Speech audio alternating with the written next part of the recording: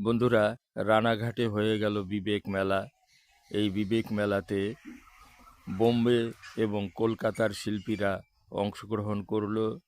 শিলাজিৎ, নচিকেতা এবং সুনিধি চৌহান এই মেলাতে অংশগ্রহণ করল। এই মেলাতে আমিও গিয়েছিলাম যেদিন শিলাজিৎ এসছিল এই মেলাতে।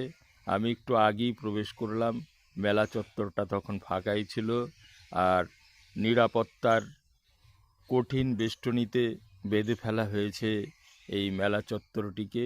প্রবেশ করার সময় চেকিং করা হচ্ছে। আমাকেও চেকিং করেছিল আপাদমস্তক। আর আমার টুপির পেছনে একটা লোহার টুকরো ছিল, তাই মেটাল ডিটেক্টরটা সিগন্যাল দিচ্ছিল আমাকে দাঁড়িয়ে চেকিং করে তারপরে ছাড়া হলো। যাই হোক, প্রবেশপথটা কিন্তু খুব সুন্দর। দেখুন, একেবারে মনে হচ্ছে যেন কোনো পুজোর প্যান্ডেলের ভেতরে প্রবেশ করছি। দুর্দান্ত লাগছিল। আর মাঝে মধ্যেই দাঁড়িয়েছিল বেসরকারি প্রহরী, যাদেরকে বাউন্সার বলা হয়। প্রচুর বাউন্সার ছিল এই মেলা চত্বর জুড়ে। আমি ধীরে ধীরে এগিয়ে যাচ্ছি মূল মঞ্চের দিকে। মূল মঞ্চটাও কিন্তু খুব সুন্দর করে সাজানো হয়েছিল।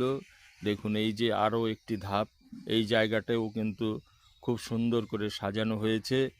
আমার খুব ভালোই লাগছিল এই মেলার ভেতরে প্রবেশ করতে।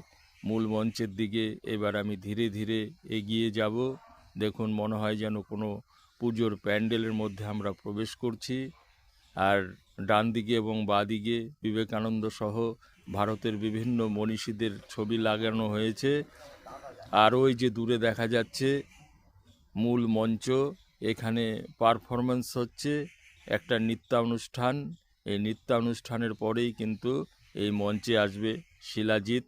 আর এই ভিডিওটা আপনাদের কেমন লাগলো আপনারা কমেন্টসের মাধ্যমে অবশ্যই জানাবেন। দেখছেন রানাঘাটের বিবেক উৎসব। মাঠটা কিন্তু এখন ফাঁকাই, তবে দোকানপাট আছে, সংখ্যায় কিন্তু খুব কম। আর ভিডিওটা আমি এখানেই শেষ করছি। ভালো লাগলে আপনারা কমেন্টসের মাধ্যমে অবশ্যই জানাবেন। দেখছেন রানাঘাটের বিবেক মেলা। নমস্কার।